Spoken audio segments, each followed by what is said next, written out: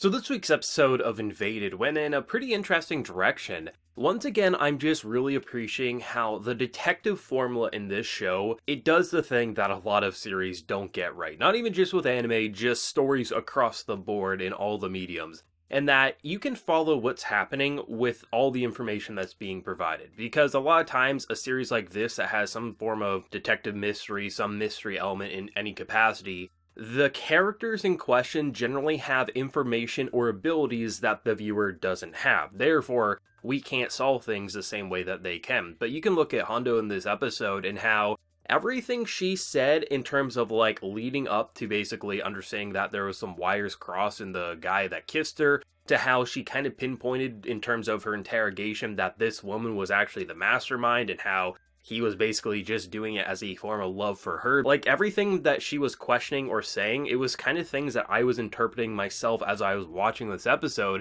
combined with what we were seeing in the well with Sakato. It's like, everything that was happening, you could follow along with. It wasn't like she had, like, an extra ability that the viewer didn't have access to, and the one mystical ability that we don't have access to, we get to see it from our main character's perspective. So every bit of information needed to solve the crime alongside the characters, we once again had access to, and it's just a refreshing feeling. It shouldn't feel refreshing. If you're going to have a detective mystery, make sure that the viewer can follow along with the characters, not just say, hey, I have this godlike ability, so this is why I solved it, and the viewer couldn't because you're stupid. It should be more common, but I have to say Invaded is hitting all the right notes for me. I actually thought it was kind of interesting because with how last week ended and how this week began with the whole kiss, I know a lot of people are like, what was up with that? My interpretation, at least at first, my gut feeling was, hey, they both have a hole in their head, maybe not everything is right up there, and that's why he did it just as a random reaction. And the idea that the love and kill switch could be crossed, it actually makes a lot of sense, because if you have had a hole put through your head,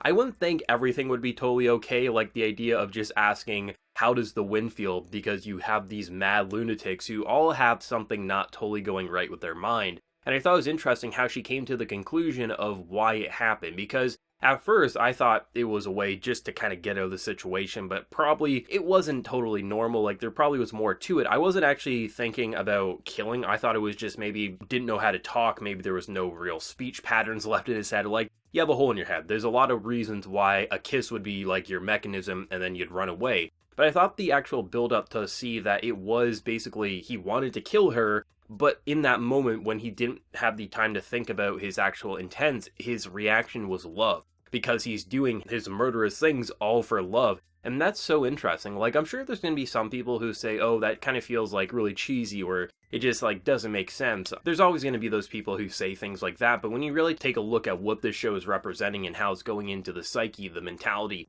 the person in question, I thought it was quite interesting that they're exploring a killer's intent in such a, honestly, a believable way for having a piece of technology that is completely foreign to us, and that was really interesting. Because yeah, it was very anime, it was, oh, look at her, she's all embarrassed that she got kissed, but I like how they actually tied it into the end of the episode and how it all links back up to love and killing and how the wires are just so crossed. That is such an interesting way to keep the viewer engaged, because honestly, up to this point, my favorite perspective has been Sakato. I love looking into the wells, both him inside and outside of it. It's just incredibly interesting. All the other characters I like having on screen. I think it's really fun that as we're basically solving the crime in the technology, we're also seeing the actual real world equivalent all in the process. That's really fun to me. As rather than just keeping it on one focus and then once we solve it there, then we go back to the real world, they keep jumping around and showing it from everyone's perspective, making it feel like the piece of technology is actually an important role for the actual real world. I love all that stuff, but my favorite perspective has been our main character. And I like how they're actually giving time for these other characters to feel more than just like random perspectives, but actually have believable reasons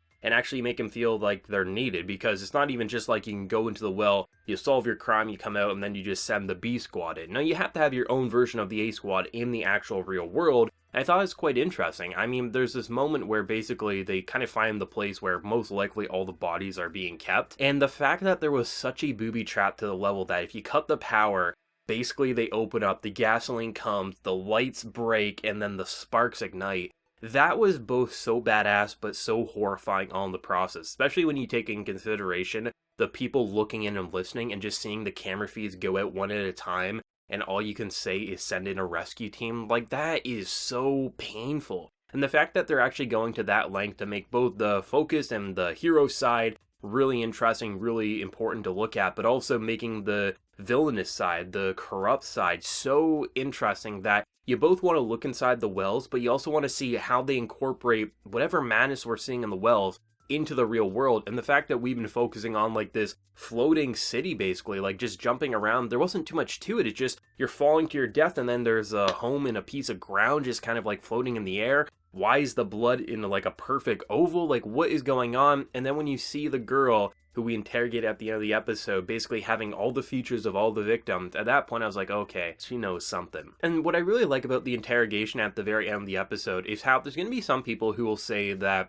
Hondo was kind of pulling things from her ass. She was just questioning in a way that was convenient. But if you actually look at how real detectives operate, when you're investigating something to this degree and you have a photo of people involved, or at least have a connection to this mad lunatic that you're hunting, there's absolutely believable reasons to interrogate to this level and say things even if it's just relating to a relationship, especially if you have a hunch that the killing and loving intent are kind of crossed. I actually thought the way she was interrogating was some of the more believable detective interrogation that I've seen in quite some time. Like, the guy's trying to pull away, like, oh shit, we got a real bad event, we already know, like, building exploded, a lot of dead cops and, SWAT team, things like that. Of course, we know what's happening, but I like how throughout that interrogation, most viewers are probably thinking to themselves, she's in on it or she's going to be a victim, one or the other, absolutely. And as the questioning was happening, I was starting to piece together my own theories of what was going on with the beginning of the episode, what we were seeing in the well, and it just all felt like by the time the punchline came and we saw that this was all for love, and how it makes total sense why the wires were so crossed when you look at this sick and twisted relationship,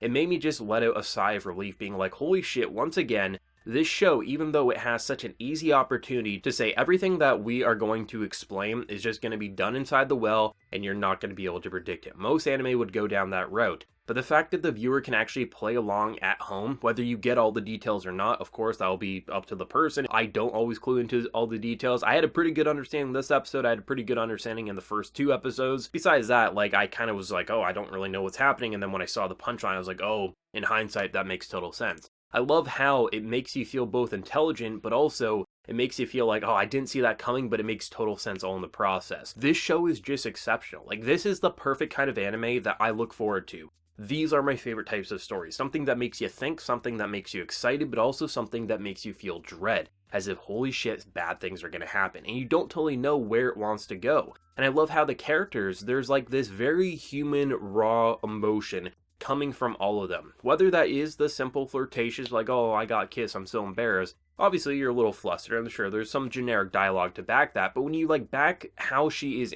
being a detective, when you take a look at how characters are being explored in the psyches and the wells and things like that, it all just feels realistic, despite there being so much technology we can't use in our own world. And that's what I think is my favorite point of this show, is that rather than taking some form of ridiculous technology and just giving it so many supernatural abilities and explaining how things are going to happen, what they actually did was said, yeah, this is a really ridiculous piece of system. We can't have it in our real world, but we're going to tell you how it works in ours, why these particles blow away, especially if you got a damn hole in your head and your wires are crossed. I like how they do give you enough information without over-explaining it to the point that you get some ridiculous explanation that makes it okay, you're trying to explain essentially magic at this point in technological terms. Reel it back a little bit. I really like this show. It just feels so good across the board, and I like how when it gets into those super intense moments, like when we got, oh my god, that little fight scene towards the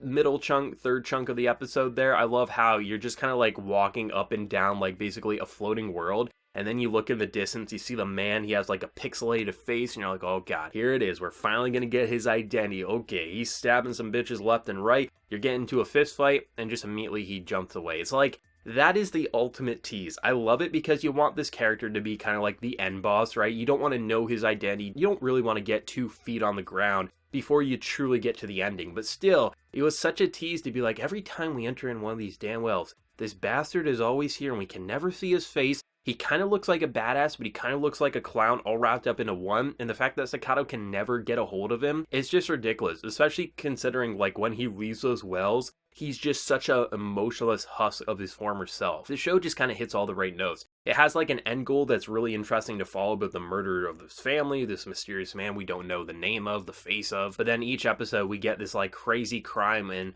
the past couple episodes were all about this copycat, and to see the reason why this man was in the background was just really wanting to see the fake copycat and how he really wanted to kill this girl. And the fact that his brain was so malfunctioned that his natural instincts was to kiss, like, that's totally believable, especially when you got a damn hole in your head.